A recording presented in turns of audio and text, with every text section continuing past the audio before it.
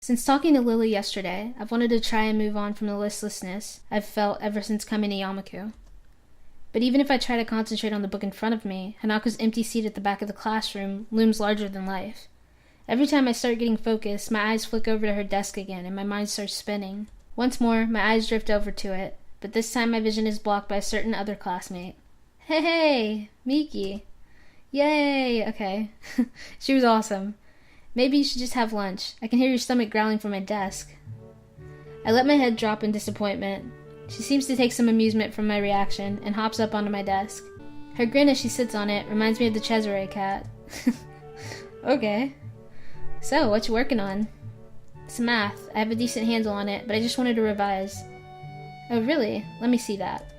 Before I can object, she grabs my mathematics book with her hand.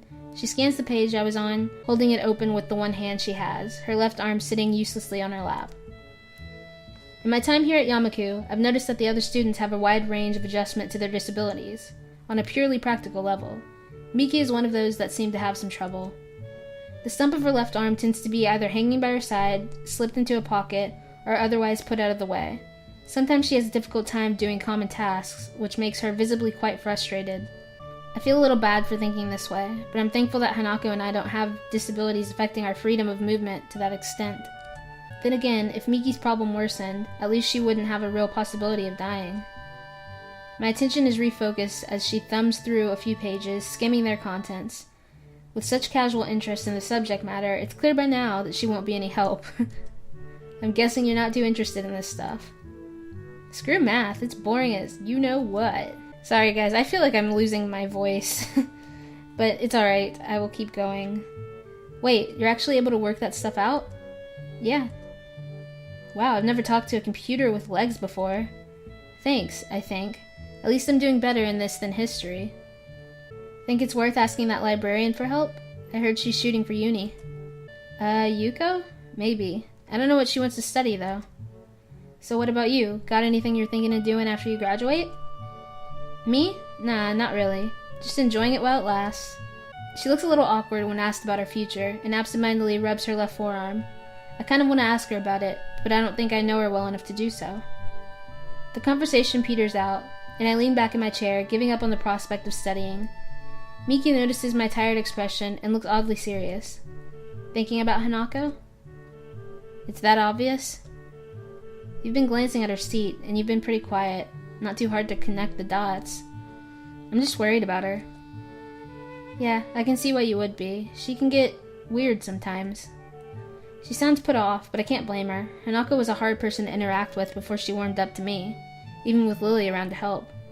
I haven't known her for that long either, so some of her habits would still be unknown to me. My face becomes troubled. If I hadn't developed feelings for her, this would be at least a little easier to deal with. I mean no offense. She isn't a bad person. I know that much. I know, I didn't take it that way. It's just harder to deal with when, well, you know, you have feelings for someone.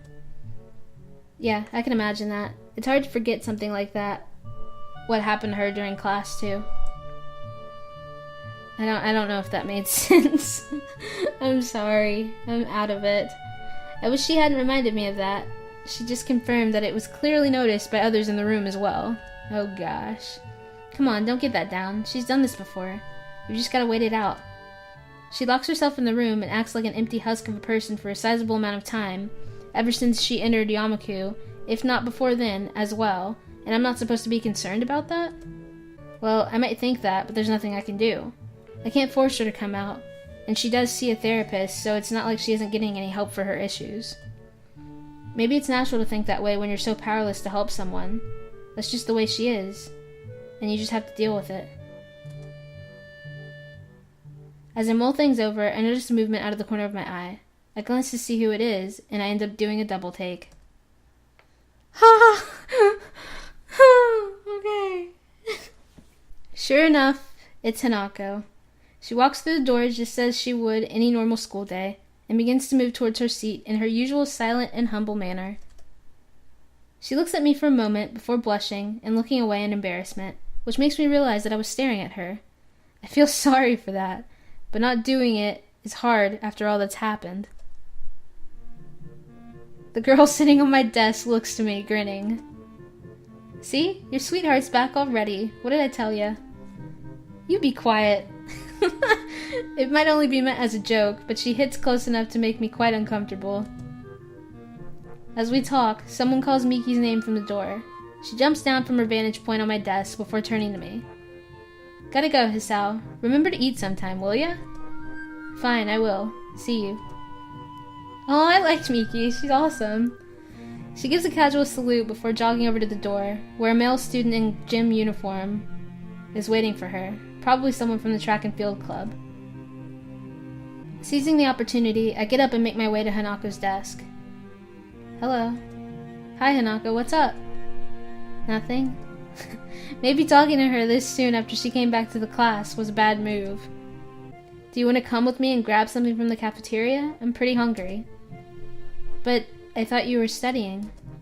Studying can wait. Turning up for class after all this time must have taken courage for Hanako, so the least I can do is stay with her.